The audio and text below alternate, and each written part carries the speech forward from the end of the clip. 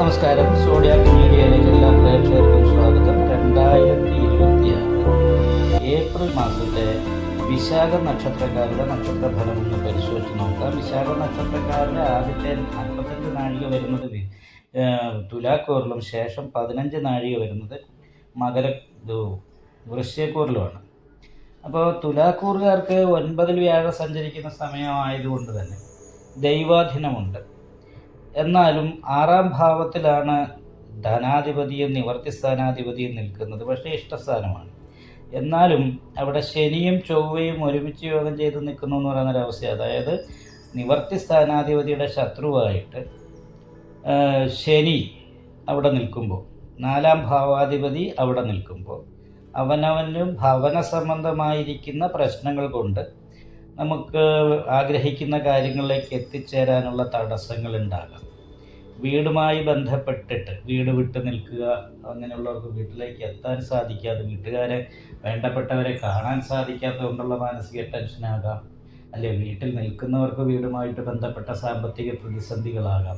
അങ്ങനെ പല രീതിയിലും വീടുമായിട്ട് ബന്ധപ്പെട്ട കാര്യങ്ങൾ മുഖാന്തരം മാനസികമായിട്ട് ടെൻഷൻ വർദ്ധിക്കാൻ യോഗമുള്ള സമയമാണ്.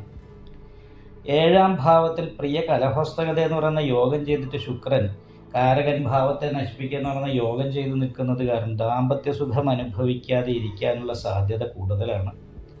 ലഗ്നാധിപതിയുടെ നിവർത്തി സ്ഥാനത്ത് പോയി നിൽക്കുന്ന ഭാര്യ ചെയ്യേണ്ട കാര്യങ്ങളും ഒക്കെ സ്വയം മുന്നിട്ടിറങ്ങി ചെയ്യേണ്ട അവസ്ഥ വരിക, ഉത്തരവാദിത്തങ്ങളൊക്കെ സ്വയം ഏറ്റെടുത്ത് ചെയ്യേണ്ടി വരിക എന്ന് പറയുന്നൊരു രീതിയാണ്. ബാധാസ്ഥാനത്തെ ക്ഷുദ്രകാരകനായിരിക്കുന്ന കേതു നിൽക്കുകയും ബാധകാധിപതി ശത്രുസ്ഥാനത്തെ പോയി നിൽക്കുകയും ചെയ്യുന്നത് കാരണമുണ്ട് നെഗറ്റീവായിട്ടുള്ള അവസ്ഥകളിലൂടെ കടന്നു പോകാനാണ് ഈ സമയത്ത് യോഗമുള്ളത്. പക്ഷേ ദൈവാധീനമുള്ളത് കാരണം കൊണ്ട് ഇങ്ങനെയുള്ള പ്രതിസന്ധികളുണ്ടെങ്കിലും അതിനെയൊക്കെ അതിജീവിച്ച് മുന്നേറാനായിട്ട് സാധിക്കുമെന്ന് പറയുന്ന ഒരു ഗുണം കാണുന്നുണ്ട്.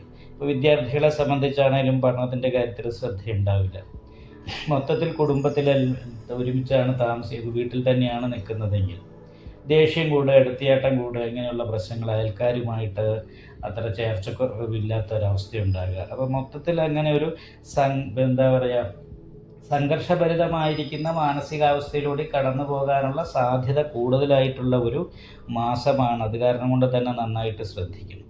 4-ാം ഭാവത്തിൻ്റെ അധിപതി 5-ാം ഭാവാധിപത്യം കൂടി വഹിച്ചിട്ടാണ് 6-ൽ നിൽക്കുന്നത്. ഇഷ്ടസ്ഥാനത്താണെങ്കിൽ പോലും മറ്റ് ഗ്രഹങ്ങളുടെ യോഗം അതിനെ അനിഷ്ടസ്ഥിതി ഉണ്ടാക്കുന്നു എന്നുള്ളതാണ് പ്രശ്നം. അപ്പോൾ അത് കാരണം കൊണ്ട് ശത്രുദോഷ പരിഹാരം നന്നായിട്ട് ചെയ്യാനായിട്ട് ശ്രമിക്കണം. അതായത് ശിവക്ഷേത്രത്തിൽ അഘോര പുഷ്പാഞ്ജലി, കടുംബായുസം, നെയ്വിളക്ക്, ഗണപതി ഹോമം, അയ്യപ്പ ക്ഷേത്രത്തിൽ നീരാഞ്ജനം, നാഗപൂജ, ഇത്രയും പരിഹാരങ്ങളൊക്കെ ചെയ്യുകയും നല്ല രീതിയിൽ പ്രാർത്ഥന ഉണ്ടാകുകയും ചെയ്യണം. എന്നാൽ മാത്രമേ വലിയ തടസ്സങ്ങളില്ലാതെ മുന്നോട്ട് പോകാനായിട്ട് സാധിക്കൂ. ജോലിയെക്കുറിച്ച് പറയുന്ന സമയത്താണെങ്കിലും കർമ്മസ്ഥാനത്തിന് ശുഭകർത്തിരി യോഗം ചെയ്ത് വ്യാഴം നിൽക്കുന്നത് കാരണം തൊഴിലുണ്ടാകാനുള്ള സാധ്യതയുണ്ട്. തൊഴിലിൻ്റെ കാര്യത്തിൽ പക്ഷേ ഇടയ്ക്കിടയ്ക്ക് ചെറിയ തടസ്സങ്ങൾ വരാമെങ്കിലും ജോലി ഉണ്ടാകും. പക്ഷേ കുടുംബ സംബന്ധമായിരിക്കുന്ന മറ്റു പ്രശ്നങ്ങൾ കൊണ്ട് തൊഴിലിൽ ശ്രദ്ധ കേന്ദ്രീകരിക്കാൻ പറ്റാതെ വരികയും അതുകൊണ്ട് വേണ്ട രീതിയിൽ സാമ്പത്തികമായ നേട്ടങ്ങൾ ചിലപ്പോൾ ഉണ്ടാകാതിരിക്കുകയും ചെയ്യാനുള്ള സാധ്യതയാണ് കൂടുതലായിട്ട് കാണുന്നത്. നിങ്ങൾക്ക് ഈ വീഡിയോ ഇഷ്ടപ്പെട്ടാൽ ലൈക്ക് ചെയ്യുക, നിങ്ങളുടെ അഭിപ്രായങ്ങൾ കമൻറ്റ് ചെയ്യാം. ജ്യോതിഷവുമായി ബന്ധപ്പെട്ട കൂടുതൽ കാര്യങ്ങൾ അറിയാൻ ഈ ചാനൽ സബ്സ്ക്രൈബ് ചെയ്യുക. ഞങ്ങളുടെ ഓൺലൈൻ കൺസൾട്ടൻസി നമ്പർ താഴെ ഡിസ്ക്രിപ്ഷൻ ബോക്സിൽ കൊടുത്തിട്ടുണ്ട്.